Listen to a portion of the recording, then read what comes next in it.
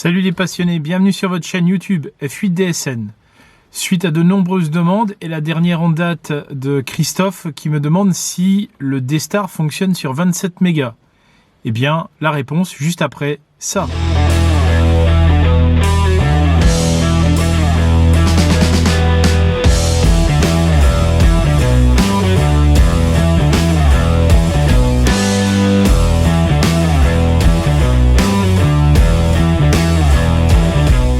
Avant de répondre à la question de est-ce que le D-Star fonctionne sur 27 mégas, je tenais à vous présenter ma station mobile qui est dans un Citroën Berlingo. Alors déjà, pourquoi un Citroën Berlingo? Parce que c'est un véhicule plutôt utilitaire. Alors il y a quand même des banquettes à l'arrière, hein, donc je peux transporter 5 personnes, mais c'est un véhicule intéressant pour les gens qui font de la radio. Il y a pas mal de place, on peut transporter pas mal de matériel, on peut même sur des stations portables dormir dedans, et puis pour caser les appareils, il y a de la place. Alors, l'installation s'articule autour de deux postes, un qui fait toute bande, tout mode, et l'autre un VHF, UHF. On ira voir les antennes après. Je vous propose, et je vous propose de voir les appareils. Hop.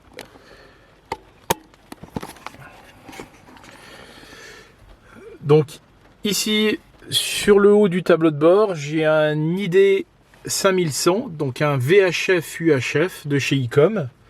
Un appareil qui fait la FM analogique et également le D-Star. Voilà, qui est sur une petite antenne bibande. Le problème du Berlingo, c'est que c'est un véhicule qui est assez haut, et donc pour rentrer dans le garage, je ne pouvais pas avoir une antenne très encombrante. Voilà. L'unité centrale de l'appareil se trouve dans ce qu'on pourrait appeler la capucine. Je ne sais pas si vous voyez bien. Donc l'unité centrale est ici. Et fixé dessus un haut-parleur extérieur qui est orientable et évidemment le micro qui est par là. Donc premier poste, le VHF UHF ID 5100, haut-parleur extérieur, et la façade du poste est ici. Le câble qui relie les deux passe ici et le long du montant. Voilà, pour ressortir ici et arriver là. L'alimentation, c'est pareil, elle descend le long du montant, elle est invisible et elle vient rechercher une alimentation générale, donc un câble de très gros diamètre au niveau de la boîte à fusibles. Voilà, donc à part des protections fusibles, je suis quasi direct avec la batterie. Et le deuxième appareil donc se situe par ici et il se cale parfaitement bien dans mon véhicule. Donc c'est le l'IC 7100. Donc là c'était un poste HF, VHF, UHF, tout mode, puisqu'il fait évidemment la FM, la SSB, la C-double, etc. Mais il fait également le mode D-Star. Comment il est fixé?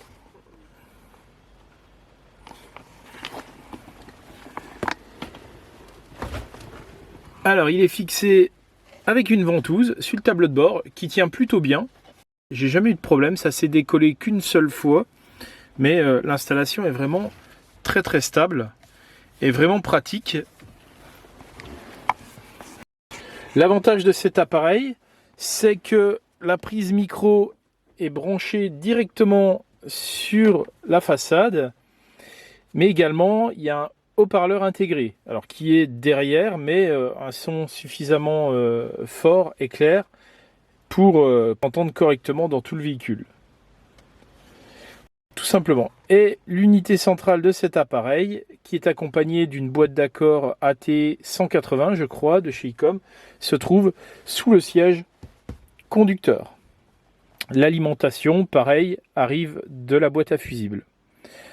Donc une installation qui ne me prend pas énormément de place dans le véhicule, par contre qui se marie très bien avec le véhicule.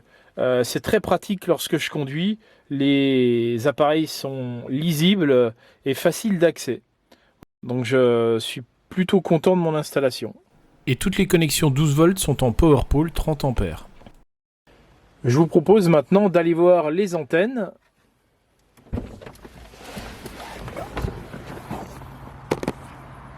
Alors, Petit break, je suis sur la commune de Renauvoid, située à l'ouest d'Épinal, sur un point haut. Alors on le voit pas parce que c'est forestier quand même par ici.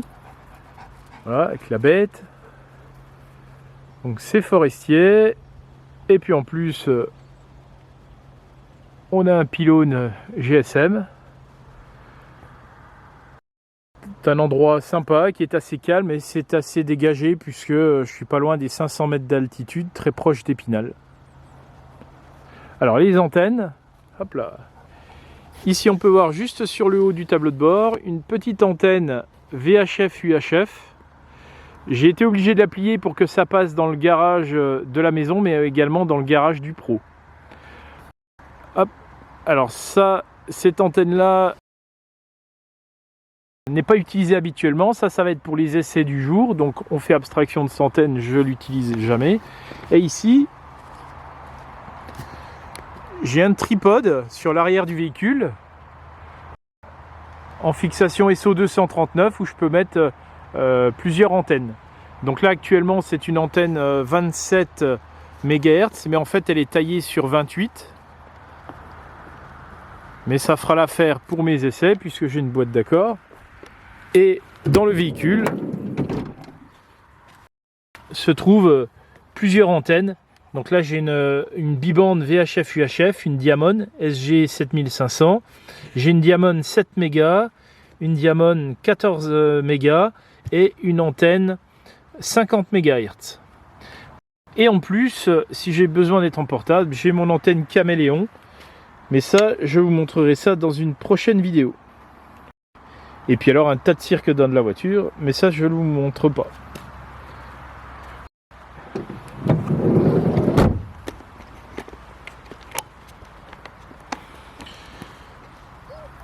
Alors aujourd'hui il pleut, donc je ne vais pas rester très longtemps dehors. Je vous propose d'aller dans le véhicule pour commencer nos essais et répondre à la question: est-ce que le D-Star est utilisable sur 27 mégas? C'est parti. Alors avant toute chose, on va aller dans les menus. Tac, on va augmenter la luminosité de l'écran.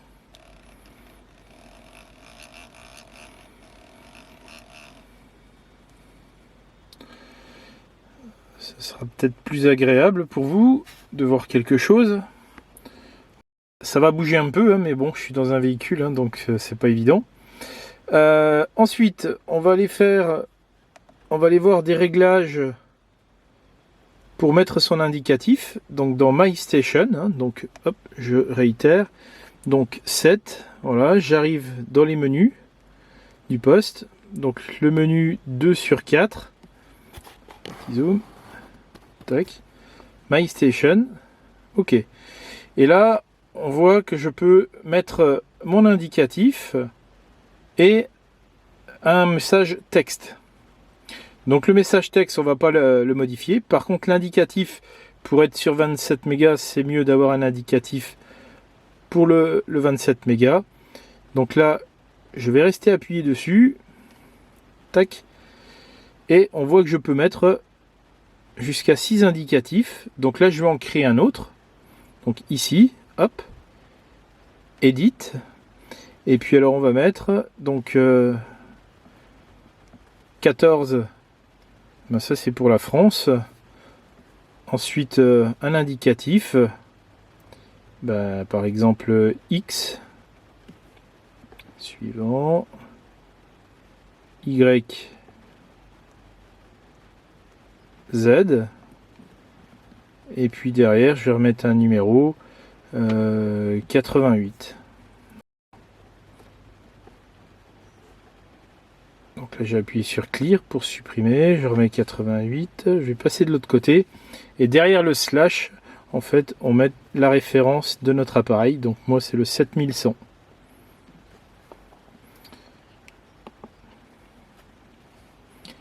Je fais entrer, et voilà, mon indicatif est configuré. Il est surligné, donc c'est bien celui qui est sélectionné. Hop, je reviens en arrière. Alors évidemment, pour tester si ça fonctionne en 27 mégas, on va aller sur le 27 mégas.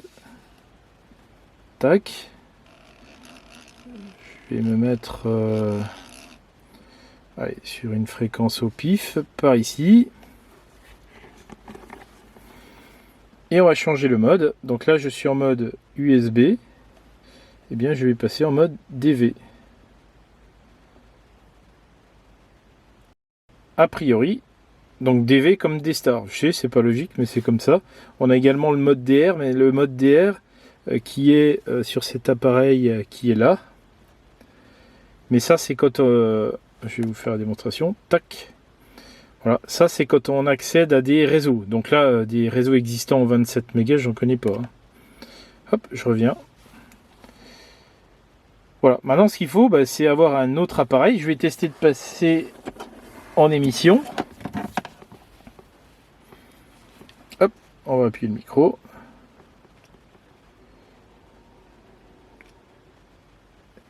Donc ça passe bien en émission. Ce que l'on va faire maintenant, on va configurer pour l'essai un autre poste que j'ai emmené.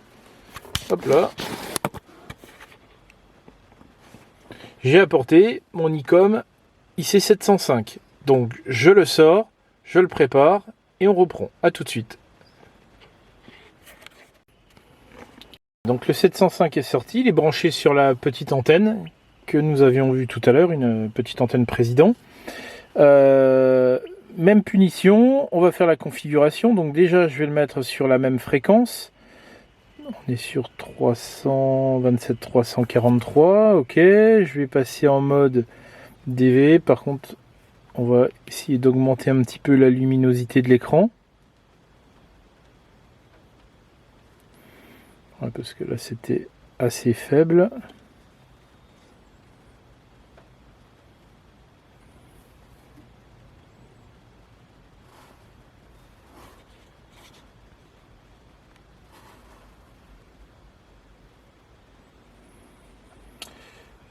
On va également configurer My Station, ma station.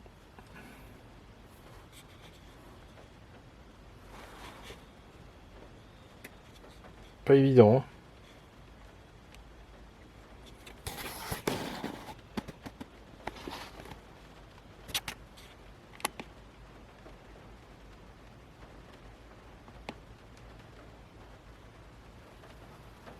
Ok, on ne devrait pas être trop mal.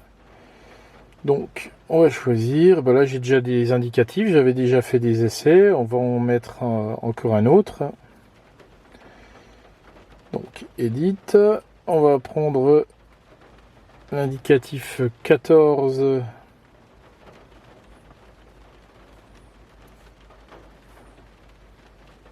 A. B. 0,98 par exemple. Je vais de l'autre côté, je mets la référence de l'appareil, 705, entrée. Voilà, et je le laisse en surbrillance, c'est l'indicatif sélectionné. Voilà.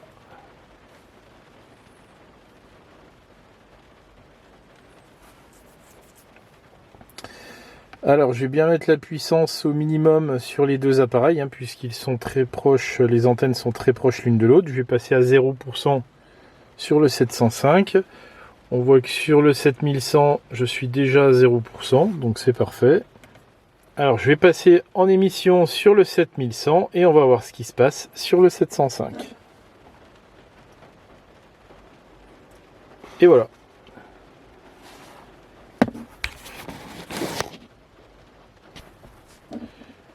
L'indicatif apparaît, donc j'ai bien de la réception. Alors l'avantage du D-Star, on transmet évidemment de la voix, mais en même temps que l'on transmet de la voix, on transmet également notre indicatif. Nous aurons également du texte qui apparaîtra. On peut transmettre nos coordonnées géographiques.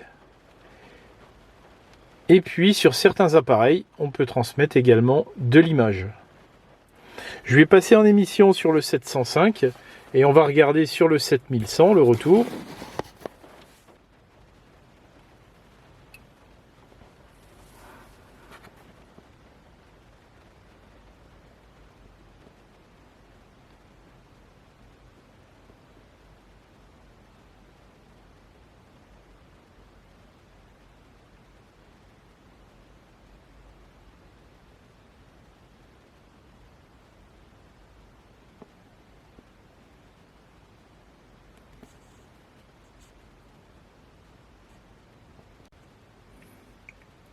Alors je vais revenir sur un autre mode. Donc on voit qu'on a pas mal de choses, hein. On entend du bruit derrière, du QRM, des stations. Je sais pas trop en quel mode ils sont, enfin bref. Et l'avantage du mode DV, c'est que, hop là, il n'y a plus de bruit. Et là, la réception pourtant est ouverte. Le RF gain est au maximum.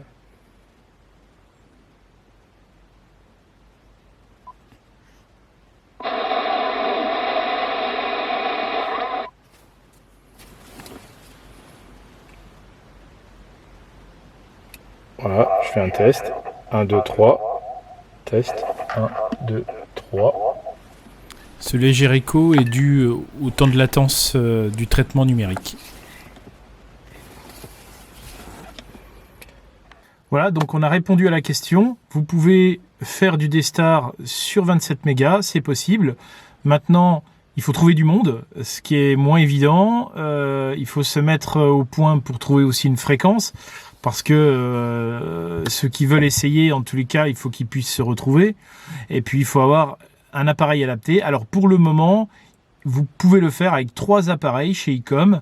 Le lycée 9100 qui n'est plus commercialisé neuf.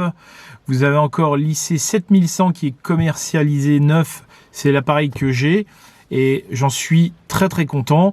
Sa façade, son esthétique est très controversée. Malgré tout, je trouve que c'est un excellent appareil. Il est passé en optimisation chez un professionnel et il fonctionne super bien. Il affiche même un petit peu plus de 100 watts, mais c'est pas la puissance qui m'intéressait. Et puis vous avez également le petit dernier, lycée 705. Alors je suis sûr que vous êtes plusieurs à pratiquer le 27 mégas avec ce type d'appareil. Eh bien, pourquoi pas essayer, tenter l'aventure du D-Star. En tous les cas, c'est de l'expérimentation. Vous essayez, ça plaît pas. Mais en tous les cas, moi, en tant que radioamateur, je sais que le D-Star, c'est un mode que j'apprécie particulièrement. Alors évidemment, on a tout un système de réseau derrière avec des relais, avec des commandes. On peut aller s'interconnecter sur des réflecteurs de par le monde. Mais malgré tout, on dirait que ça peut fonctionner. Je vous mettrai aussi un petit lien sous la vidéo pour les radioamateurs parce que vous avez une page internet où on peut se loguer. Ah, oui. Une page internet où on peut se loguer, dire je suis sur telle fréquence en mode D-Star, hein, pour ceux qui voudraient pratiquer le D-Star en HF. Voilà. Je ne crois pas qu'il existe la même chose pour le 27. J'espère avoir répondu à ta question, Christophe. J'espère avoir répondu à ceux qui m'avaient posé la question, mais il y a très longtemps et ça m'était complètement sorti de la tête. Je ne savais plus, j'avais l'intention de la faire, cette vidéo. J'avais fait déjà des prises de vue avec l'YL. Je vous mettrai quelques passages également. Et puis voilà. N'hésitez pas à me poser des questions. Si je peux y répondre, ce sera avec plaisir. Je vous dis à bientôt sur la chaîne F8 DSN, Onde Positive. Ciao. 14 Golf 100 pour 14 Golf 188. Tu m'entends? 14 Golf 100 pour 14 Golf 188. Oui, je te reçois un signal de 9. Signal de 9. 1, 4, Golf, 1, 8, 8.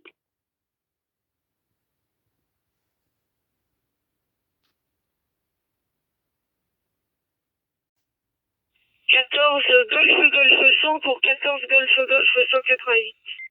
1. Oui, tu as un signal de 9 plus 40. Les conditions de trafic, un ICOM IC 7100 avec une antenne IMAX 2000 et une puissance de 1 watt.